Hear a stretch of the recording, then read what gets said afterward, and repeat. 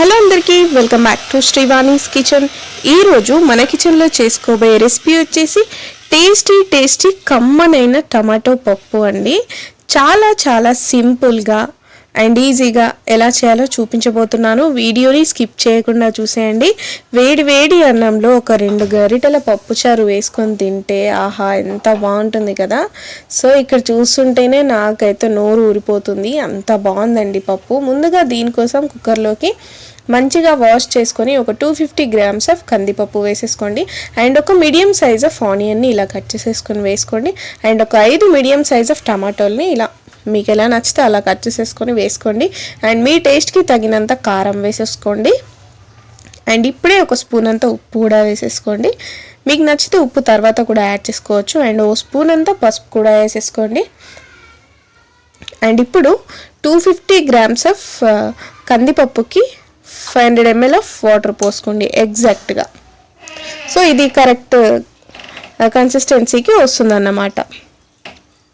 So ఎక్కువ తక్కువ వేసుకున్నా కూడా మనకి అది పర్ఫెక్ట్గా ఉండదు, అంటే ఎక్కువ జారుగా అయిపోతుంది, రుబ్బనికి రాదు. సో అలా ఉంటాయి అన్నమాట. అండ్ పప్పు పొంగి పైనికి రాకుండా అంత మెసప్ కాకుండా కొద్దిగా ఆయిల్ కూడా వేసుకుంటే అసలు పొంగి పైకి రాదు. అండ్ ఒక 20 గ్రామ్స్ నుండి తీసుకున్న చింతపండు వాటర్ని వేసేసుకోండి. ఇది మీకు నచ్చితే తర్వాత కూడా వేసేసుకోవచ్చు, బట్ ఇప్పుడు వేసేసి పెట్టుకుంటే ఇంకా మనకి జస్ట్ ఇంకా డైరెక్ట్ కొన్ని వాటర్ వేసేసుకొని ఉడికించేసుకొని డైరెక్ట్గా తాలింపు పెట్టుకోవడమే, ఈజీ అయిపోతుంది. అండ్ టేస్ట్ కూడా బాగుంటుంది. అండ్ జస్ట్ ఒక మీ కుక్కర్ని బట్టి తెలుస్తుంది కదా, 3 విజిల్సా 4 విజిల్సా, దాన్ని బట్టి మీరు కందిపప్పుని మంచిగా మెత్తగా ఉడికించేసుకోండి. సో స్టీమ్ అంతా పోయే వరకు చూసి ఇప్పుడు మూత తీసుకొని చూసుకుందాం.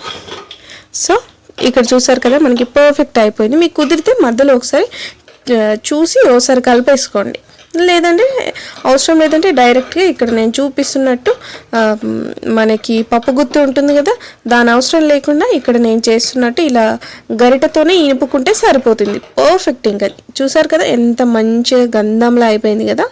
సో ఇప్పుడు చాలా పర్ఫెక్ట్ అయిపోయింది. సేమ్ ఇట్లనే మీరు కూడా చేసేసుకోండి, పర్ఫెక్ట్ వస్తుంది. ఇప్పుడు కూడా మీ కన్సిస్టెన్సీకి తగ్గట్టు వాటర్ యాడ్ చేసుకోండి. మరీ ఎక్కువగా కాకుండా మంచిగా పప్పుచారు కట్ ఇక్కడ నేను చూపిస్తున్న కన్సిస్టెన్సీలో ఉండేలా వాటర్ వేసేసుకోండి. సో ఒకసారి కలిపేసుకొని ఇందులోకి సరిపడా ఉప్పు కూడా వేసేసుకోండి ఇప్పుడే.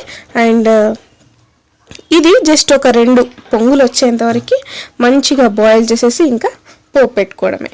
చాలా సింపుల్ రెసిపీ అండి. చాలామంది టమాటో పప్పు కొందరు చేసారే ఆ టేస్ట్ రాదనిపిస్తుంది, లేదంటే అరే అసలు టమాటా పప్పులా లేదంటే టమాటా పప్పు చేస్తే పప్పుచారు వచ్చిందండి, ఇట్లాంటివి ఉంటాయి. సో అందరికీ పప్పు చేయడం అయితే అస్సలు రాదు అనే చెప్తాను నేనైతే, ఎందుకంటే కొన్నిసార్లు ఏం చేసినా కూడా అది పర్ఫెక్ట్ రాదు. అండ్ ఇక్కడ ధనియాలు ఇది మెయిన్ ఇంగ్రీడియంట్. ఈ పప్పుకి అస్సలు ఎంత మంచి రుచిని తెస్తుందంటే, యాక్చువల్గా మనం పప్పు ఉడకబెట్టేటప్పుడే ఈ ధనియాలు వెయ్యాలి, బట్ నేను మర్చిపోయినా. సో మీరు ఆ పప్పుతోనే కొద్దిగా ఒక చిన్న స్పూన్తో ధనియాలు వేసేసుకోండి, పర్ఫెక్ట్, చాలా బాగుంటుంది. సో ఈ ధనియాలు వేసుకున్నాక ఓ 2 పొంగులు వచ్చేంత వరకు పప్పుని మంచిగా ఉడికించేసేయండి. సో ఇక్కడ 2 పొంగులు వచ్చాక ఇప్పుడు మనం దీన్ని పక్కన పెట్టేసుకొని మంచిగా పర్ఫెక్ట్ తాలింపుని పెట్టేసుకుందాం. సో ఇందులోకి కొద్దిగా ఆయిల్ యాడ్ చేసేసుకోండి. ఆయిల్ నెయ్యి కూడా వేసేసుకోవచ్చు. అండ్ ఒక 10 నుండి 12 మెంతులు వేసేసుకోండి ఖచ్చితంగా. ఇది హెల్త్కి చాలా మంచిది, రుచి బాగుంటుంది. అండ్ ఇది పోపులో వేసుకున్నా చాలా బాగుంటుంది. అండ్ తినే వాళ్ళకి కొద్దిగా చేదు ఉంటుంది, బట్ అది మంచిగా వేగితే అసలు చేదు అనేది రాదు. ఒక్కసారి ట్రై చేయండి, చాలా హెల్దీ. అండ్ ఓ స్పూన్ ఆఫ్ జీలకర్ర, ఓ స్పూన్ ఆఫ్ ఆవాలు, 2-3 ఒట్టిమిరపకాయలు అండ్ ఒక 5-6 వెల్లుల్లిపాయలు వేసేసుకొని మంచిగా లైట్ బ్రౌన్ కలర్లో మంచి స్మెల్ వచ్చేంత వరకు నైస్గా వేపేసుకోండి. అండ్ ఇప్పుడే ఇందులోకి ఓ చిటికెడంతా హింగ్ పౌడర్ వేసేసుకోండి. అండ్ ఓ గుప్పెడన్ని కరివేపాకు కూడా వేసేసుకోండి. అండ్ ఇది కూడా మంచిగా వేపేసుకోండి కరివేపాకుని. అసలు తాలింపు పెడుతుంటే ఇల్లంతా అసలు వాసన అయితే ఎక్కడికో పోతుంది, అంత బాగుంటుంది. సో మీకు నచ్చితే కొత్తిమీర కూడా వేసేసుకోండి, టేస్ట్ బాగుంటుంది. యాక్చువల్గా ఇది రెస్టారెంట్ స్టైల్లో కొత్తిమీర వేస్తారు. సో ఇది మీకు ఇలా నచ్చకుంటే పైనుండి కూడా వేసేసుకోవచ్చు, అది మీ ఇష్టం. వేసుకోండి, ఒకసారి ట్రై చేయండి, చాలా చాలా బాగుంటుంది. అండ్ ఇప్పుడే కొద్దిగా పసుపు కూడా వేసేసుకోండి, అవసరం లేదనుకుంటే స్కిప్ చేయవచ్చు. అండ్ ఇందులోనే కొద్దిగా ఉప్పు వేసుకున్నా కూడా బాగుంటుంది, బట్ నేను యాడ్ చేయట్లేదు ఇందులో. అండ్ ఉప్పు కూడా పర్ఫెక్ట్గా చూసుకోండి, సో దట్ మంచిగా జస్ట్ ఒక 10 మినిట్స్ ఆగి లేదా డైరెక్ట్ తిన్నా వేడి వేడి అన్నంలో వేసుకొని తింటే ఆహా చాలా చాలా కమ్మగా ఉంటుందండి. ఐ హోప్ ఈ రెసిపీ మీకు నచ్చిందని అనుకుంటున్నాను. సో ఇది మంచిగా వేగాక మనం చేసి పెట్టుకున్న పప్పుని ఇందులోకి యాడ్ చేసుకోవడమే.